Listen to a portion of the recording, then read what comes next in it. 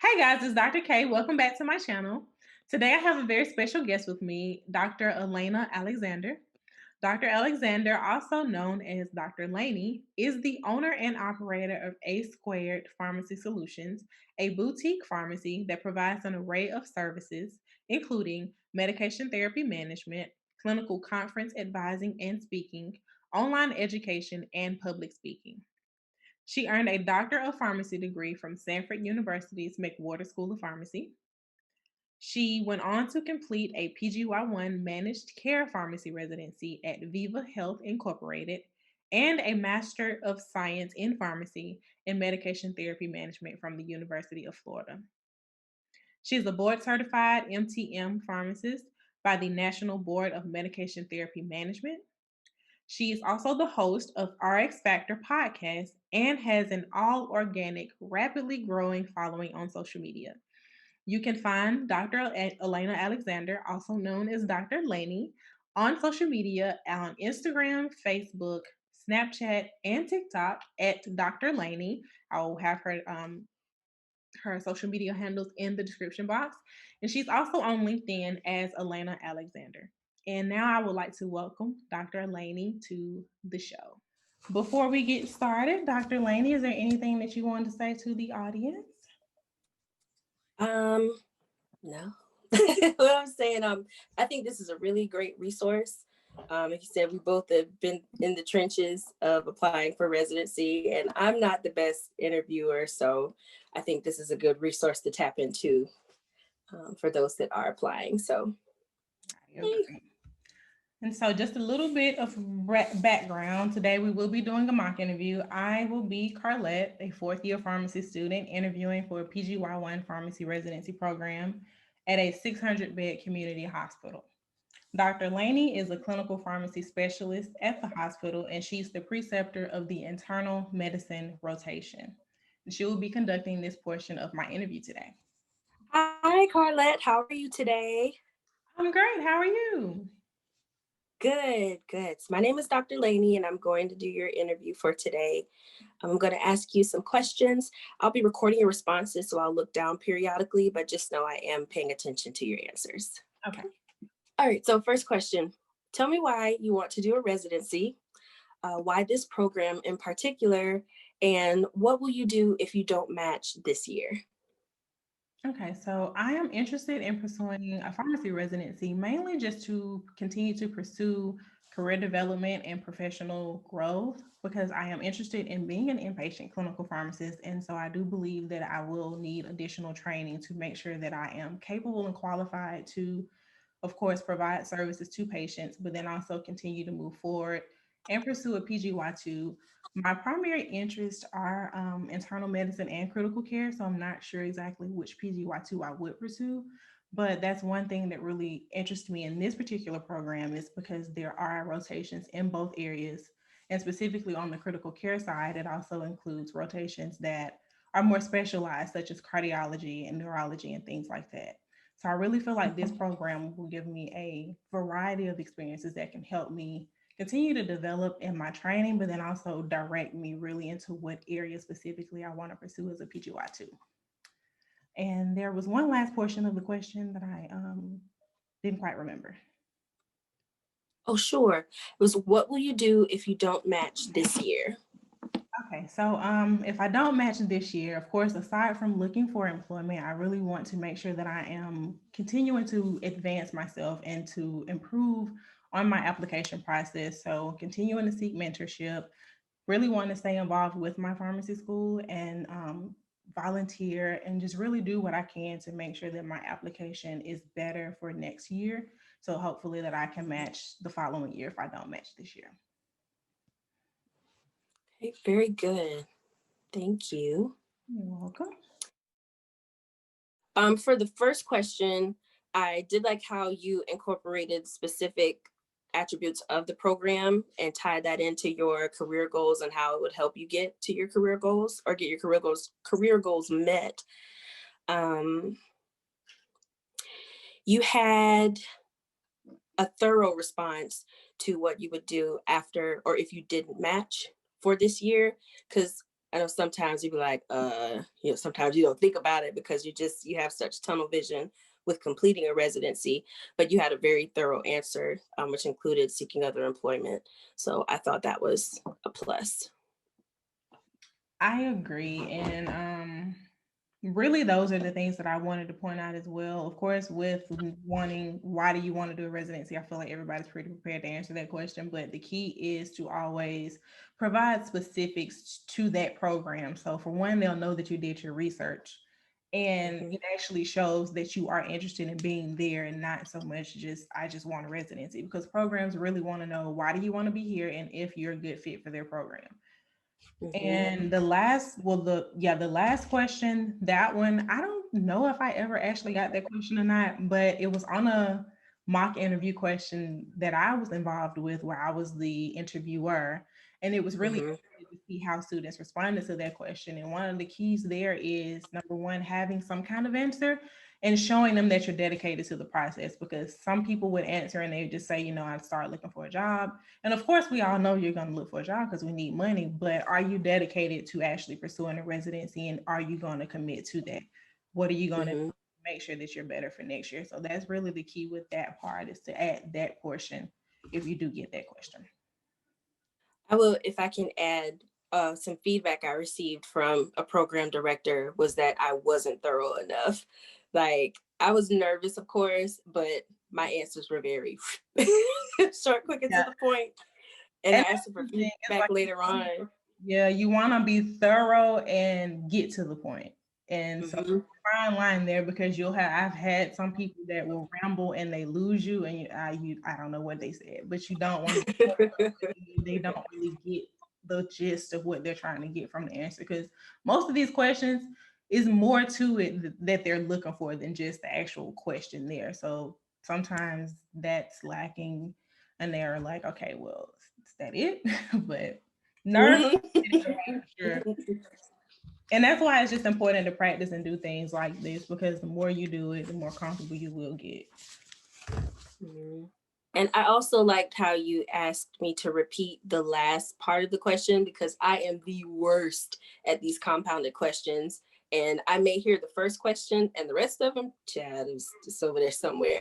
So I will use that. Especially if you already don't have an answer in mind, because it's like that beginning part, you already starting to think of an answer and your brain has checked out.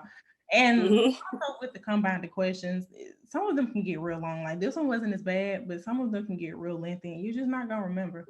And I think it was my interview like after residency, like for jobs, that was something that one of the program, the chief of pharmacies, he was really on that with people, like, okay, they said a lot, but they didn't really answer the question. And so really making sure that you understand what they're asking and you answer that.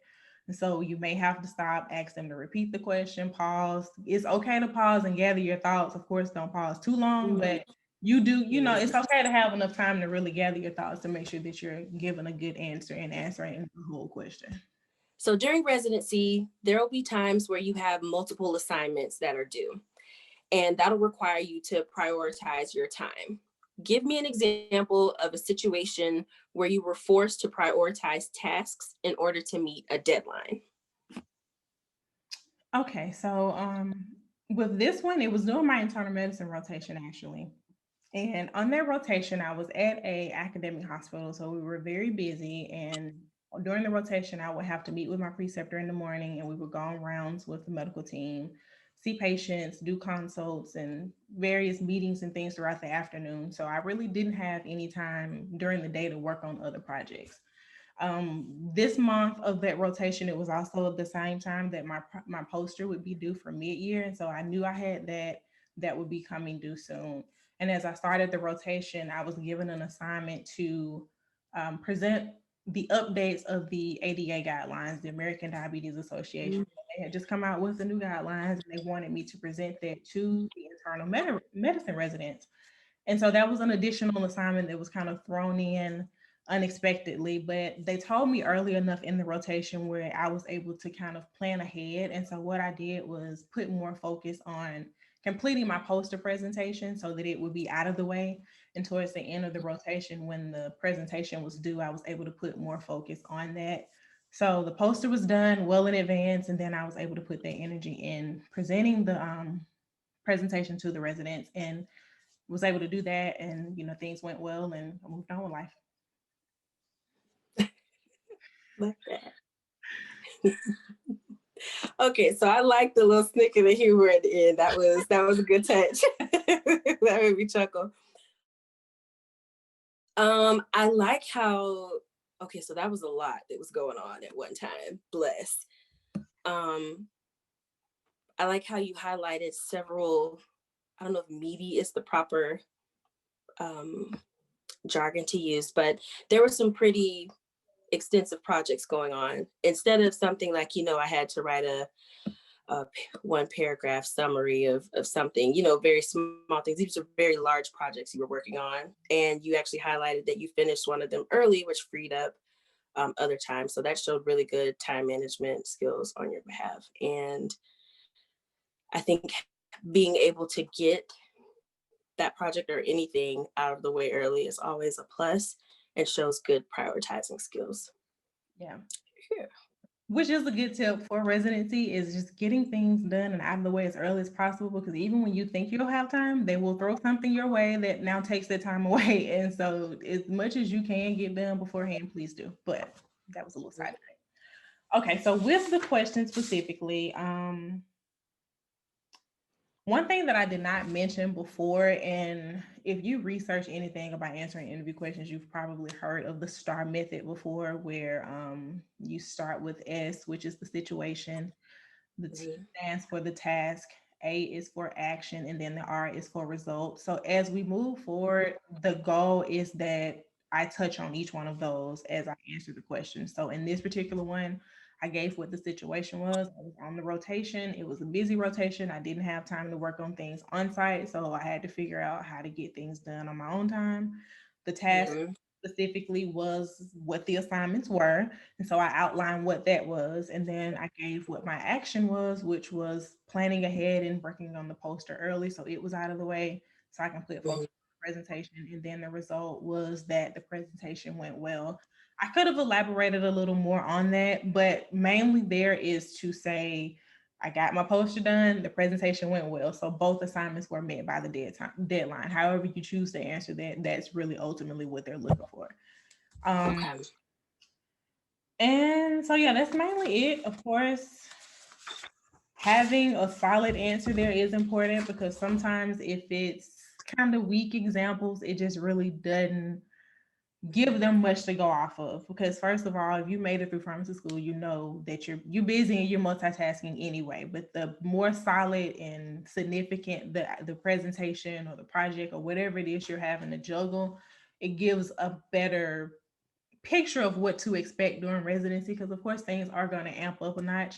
And really with Mhm. all of these, the more you can paint the picture, the better. And that was something that I got feedback on when it came to answering these questions, is to share enough information and feedback where you can paint the picture for the person. Mhm. Mhm. You really are selling yourself, and I mean, for the most part, we all look pretty decent on paper. So the interview, the verbal responses, it weighs a lot. It It weighs a really lot. does. And that was where I had to realize I was dropping the ball, because each year I had no problem getting the interviews.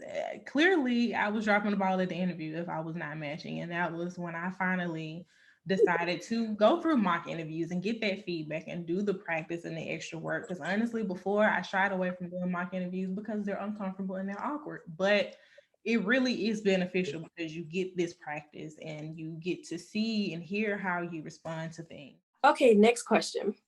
Describe a creative endeavor you can take ownership for that impacted the efficiency or effectiveness of your organization. Okay. I would say on this one, it started during my second year of pharmacy school. So during my second year, I was elected to be the clinical initiative chair for my school's chapter of SNAFA. And in that role, I was responsible for seeking and initiating all of the clinical initiatives that the organization would do, the volunteer events, blood screens, blood pressure screens, all of those kind of things. That was what I was responsible for. And so with this particular one, it was something that was presented to me. Not quite sure who or where it started, but they came to me at the time. They were interested. It was a free clinic that was offered by the medical students at the University of Alabama at Birmingham, their medical school. And so they were running a free clinic for the homeless, and they were looking for someone from pharmacy to come in and assist with working in the dispensary, which is what they called it. And basically, what it was literally a closet that they had there with medications that they were able to dispense to patients as they saw them, and they would basically write it up, as if it was a prescription, put a label on it and provide it to the patients. And so they wanted someone from pharmacy to really work in the dispensary to help make sure that things were done properly and all of the instructions were put on there as they should be. And so when they reached out to us, I was basically responsible for seeing exactly what they wanted from us and if it was something that we could initiate. So I went to the clinic a few times on my own just to really get a feel for it and see what they were doing. And I was able to then come back to the school and provide feedback. So while I was at the clinic, one thing I noticed was that although, yes, they did need help in the dispensary because there was no one there with a background in pharmacy at all. So some of the labels were a little wrong and just all over the place. But I saw where there was so much more opportunity than just working in a dispensary. This was a free clinic where patients were coming in to get services. The medical students would work up the patients and see them. Then the medical residents would go in and examine them. But there was room for pharmacy to also assist there by patient intake, reviewing medication lists, and things like that. So when I went back to Mm. the school, I basically presented it in that way. Like I told them what they wanted from us, but then I also said, this is where I think we really can have an impact and show that pharmacists can do things other than just dispensing. And so I got the school's administration on board with me.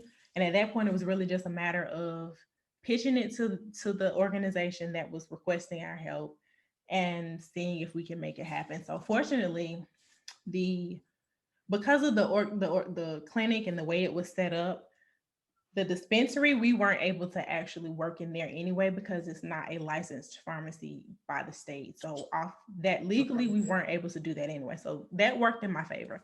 And so after that, I really just told them, I still think this will be a great opportunity for the pharmacy students to be involved and start to build those interprofessional skills and working with the medical students. And so I kind of asked if we could come in and do some of the assist with the patient intake where we're checking the blood pressures and doing blood glucose screens.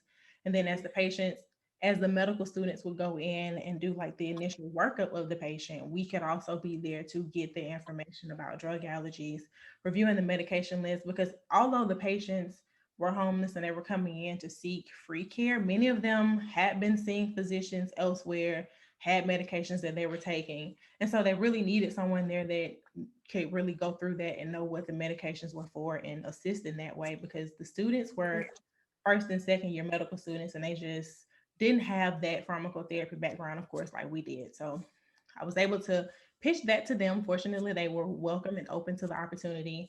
And so by the time my third year of pharmacy school came around, we were pretty much up and running, and I was able to go and volunteer. The clinic was every Sunday, but we were able to go every other Sunday because, of course, we had to have a preceptor there with us.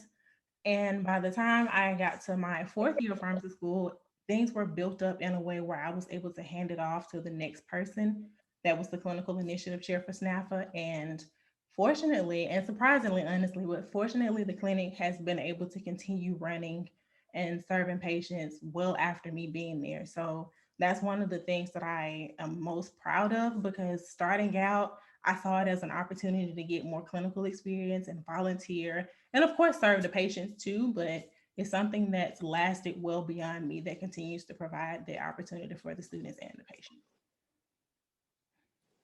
Good. Thank you. Okay. I'm going to start off by tooting our own horns, and I will double down on this any day. But the turning point of SNAFA at the Stanford University McWhirter School of Pharmacy is on the screen right here. it was, and it wasn't even On the screen, it right? was like, "Ooh, what? Okay." And it really goes to show just when you are passionate about something and you stick to it, like what can come of it. Because I wasn't expecting any of that to happen. It was really just, okay, this is an opportunity. I see it being a great one.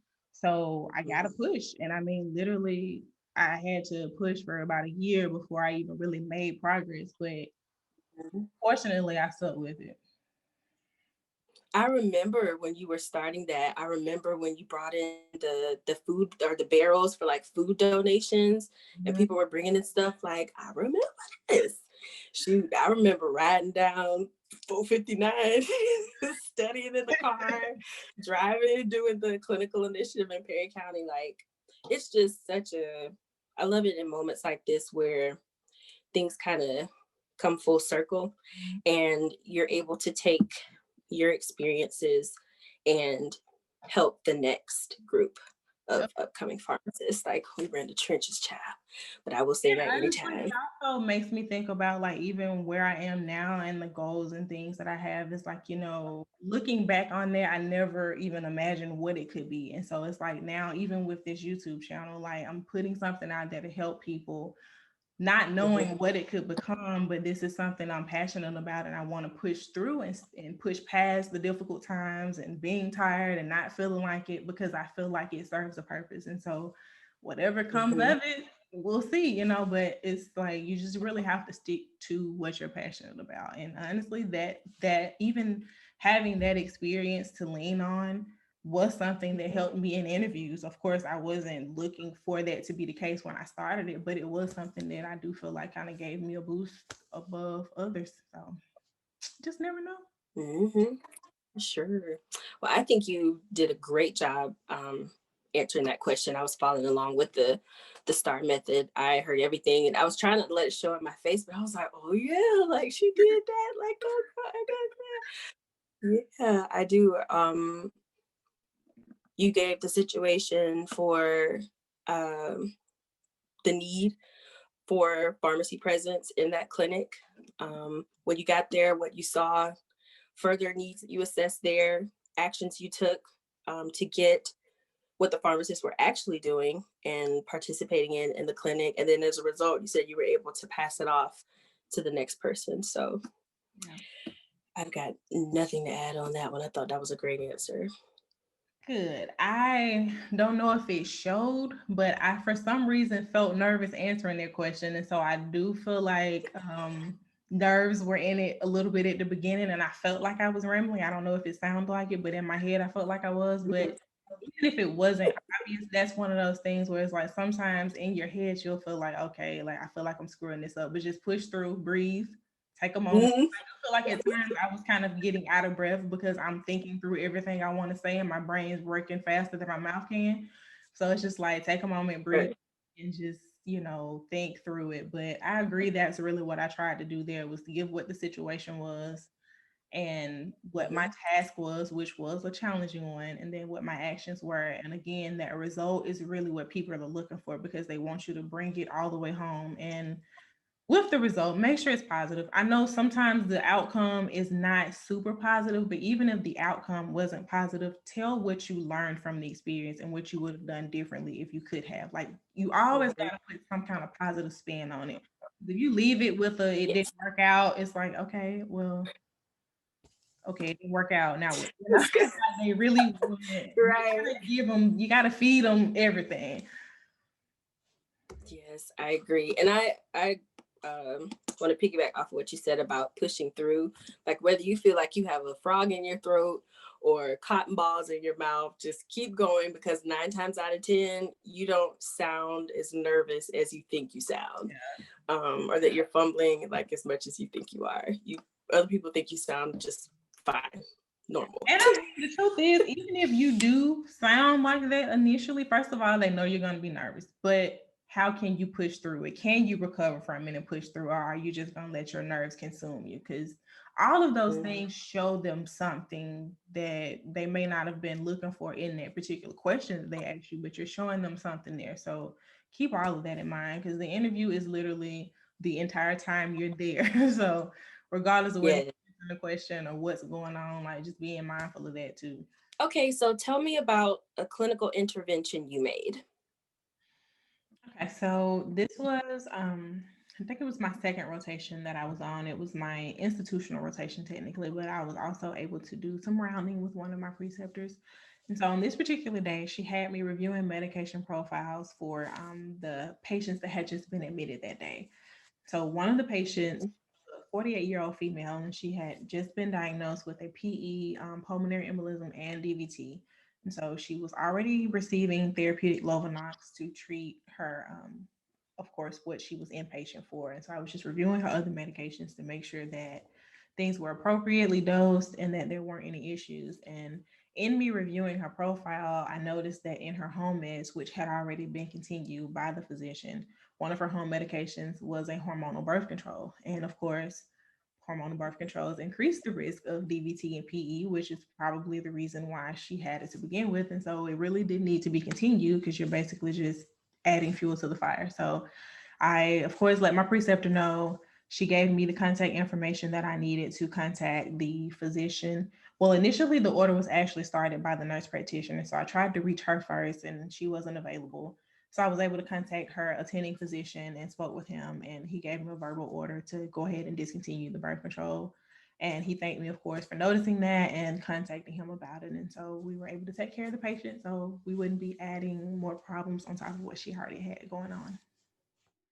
I thought that was short, sweet, and to the point, Right. and it was a good intervention, and it did not take 1,000 years Yeah, for you. basically. And that's the thing too. It's just like you can paint the picture without it taking forever. Some things will take longer to explain, like the previous question, but in that case, it was pretty straightforward. All right, final question. Tell me specifically what self development activities you've participated in during the last year. Okay, so with this one, it was about 2 years ago actually when I started, but I started incorporating having a morning routine, and in that, of course, I had to transition into it slowly because I'm definitely not a morning person, but I really wanted to start dedicating more time in the morning to focus on things that would help me in some way. So whether it would be getting up in the morning to have time for prayer and devotion, or writing in my journal, or working out, whatever it is that I really just wanted to focus on at that time. So I really started waking up about an hour earlier than I needed to actually get dressed and get out of the house so I can have that time. And I've really enjoyed being able to just get up for one and not be rushing and just make my cup of Mhm. tea and just do whatever it is I feel like doing that day. And one of the things that I enjoy is some days I may need more sleep and I can just sleep that extra hour. So it's not like I force myself to get up and do something. I really just do whatever I feel like I need that day. And specifically with the journaling, of course, it gives me something to go back and reflect on. Also, I read sometimes, whether whatever it is that I'm interested in, and sometimes I have to use that time to study. I'll just be honest, but it's really just helped me start my day better, and I can get things done when I'm at my best, when I'm fresh and alert. And it's really helped me just stay on track and get through school better. Really, Excellent. Very good. Thank you. you're welcome. As a fellow not much of a morning person, snaps and kudos to you for Uh, having the discipline to give yourself that time. I struggle with that. Most of mine is usually an extra hour of sleep, but excuse me, at some point in the day, I likewise journal and do my gratitude journal also.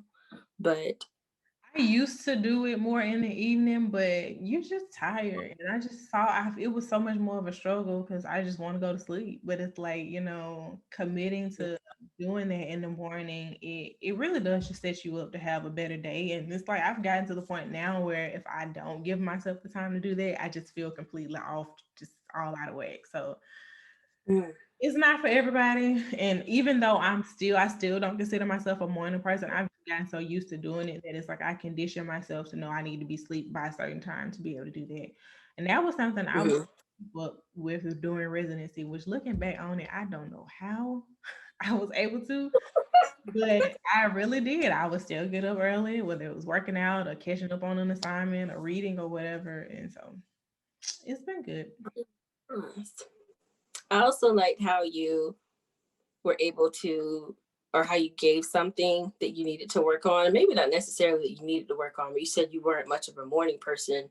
And then you gave actions of how you kind of helped yourself to be a better morning person. So I did That's like a good that. point, and I'm glad you brought that up because I thought about that in something else I was working on, but with that too, like the tell me your strengths and weaknesses question, which you get a lot, like in that, like we all have a weakness, and one thing that they don't want is for you to say that you don't have one or give a strength as a weakness. Like truly, what is a weakness that you have and what are you doing to work through that? And so for me, even though you may not necessarily see it as a weakness, it was a challenge because residency, you're gonna have to be up early. And if you're not a morning person, you're gonna have to figure out how to push through that. And so that was one of the things. And truly, honestly, now that I think about it, that's kind of how it started. It started before that, but then as I started to get mentally prepared for residency, I'm like, okay, I'm gonna have to get here at like 7:30 in the morning. I'm gonna have Mhm. to get my mind right. And so I just gradually started working my way into that where I was getting up 30 minutes earlier and then an hour earlier. So by the time residency started, my body was not used to being up early again like that. So Yeah. still, the key is just sharing something that you're working on and advancing. Because with that particular question, that was something that was specific for them to get to know more about you. You may not get a Mhm. question that direct, but in answering the other questions, again, painting a picture gives that information Mhm. because they still want to know who you are as a person. And that's something that's another feedback that I got was that I did great with answering the questions and showing why I was there and why I was committed and what I wanted and my career goals and all those things, but they never got to see me, who I was. And they want to see Mhm. that too because you're going to be working with them for a year. So they want to get a feel for the type of person you are. And Yep. that last time around, when I actually did mock interviews and really sought more mentorship, that was something that was shared because this, of course, was someone that I knew. And she's like, I know you're an amazing person and I know these things, but you have to be able to show them that. So let your personality shine. Let them get to know the type of person you are and not be so, I guess, stiff and professional. Because I mean, we're real people, so they need to. Yeah. For sure. So whenever you're doing those, tell me one of your strengths or one of your weaknesses. So did I hear you say like the weakness doesn't have to be a negative, so to speak, or doesn't have to be a bad thing about yourself? It just may be an area of improvement. Because I always automatically go to something bad, like I'm always late. Like that's a Yeah. weakness. And it's to me that is a tough one because it's like you have to pick something that shows that it's a weakness or something that you're working on, but it doesn't need to be something that's such a weakness that they can look at and be like, that's gonna make them a bad Mhm. resident. You don't want to say something too bad, but you want Mhm. to give something to show that number one, you realize that you aren't perfect and there are things for you to work on. And again, what are you doing to work on that? And so I think for me, one of my examples used to be about the work life balance and finding a balance with that. Mm. I gave an example. It was one of my interviews that was actually in Florida. I forgot where. Girl, I had so many.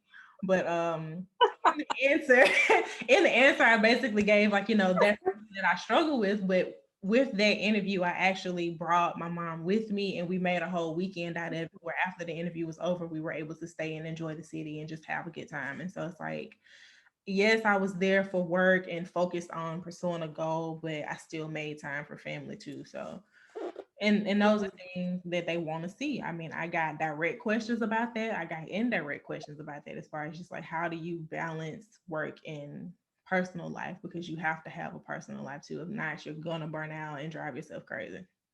Mhm. I think with my last interview I did, one of my weaknesses I put was that I can go down some deep rabbit holes when I'm trying to find a solution and help someone, Yeah. and that I've managed my time very poorly when I go down said rabbit holes. So I have to, I'm teaching myself still daily to learn to just let it go. You did Yeah. what you can do, just drop it. Like you can't spend any more time on this. And I think that's a good example because it shows, of course, that you care and that you want to find the solution, but then also you're knowledgeable and aware enough to know that sometimes you're just not going to save the world and fix every problem. And you have to kind of know when to Right. step away from it so you can dedicate time to something else. So I think that was a good example too. Yeah. Here, here. Alrighty, well, I think that wraps up all of the questions. Hopefully Yeah. this was helpful for you guys. I feel like my nerves were on 10 tonight, like I was in an interview for real, but hopefully it didn't show too much. And if it did, it just gives another example of how you work through that and just continuing to practice so the nerves won't take over on interview day. I will be Hmm. coming back in the next few weeks to do some shorter videos on more special things, maybe like video interviews and specifically phone interviews because they can't see you. So you do have to make sure that you express more verbally. I think I struggled in that area too, but I'll be back in the next few weeks just to give a few more tips as we round out the application process and dive into interview season because January will be here before we know it. Hmm. Do you have anything else, Dr. Laney? Um, no. I always say that, that I have something else. Thank you for having me on. This was Yeah. helpful for me. Um, doing just participating as the interviewer. Yeah. Um, so thank you for having me. Like I'm going to use everything that I've heard tonight for future interviews, and even when I'm interviewing other individuals, You know, use let some you of know the techniques. more. And so I thank you for joining me. And as I said before, we've been on this road for a while. It's like we've been 10 years in the game now, girl. Young vets, young vets. But it's like it's really great to have somebody that can also share their insight and their feedback and a bit of their journey too, because we all have different stories, but we're all trying to get somewhere and be great. So Yes. as to wrap it up, like I said before, I will have Dr. Laney's information in the description box so you guys can find her on social media and also follow her YouTube channel as well. And I guess we'll wrap it up and end here. Hopefully, you guys enjoyed this. Please share the video with others that you think will benefit. And until next time, peace.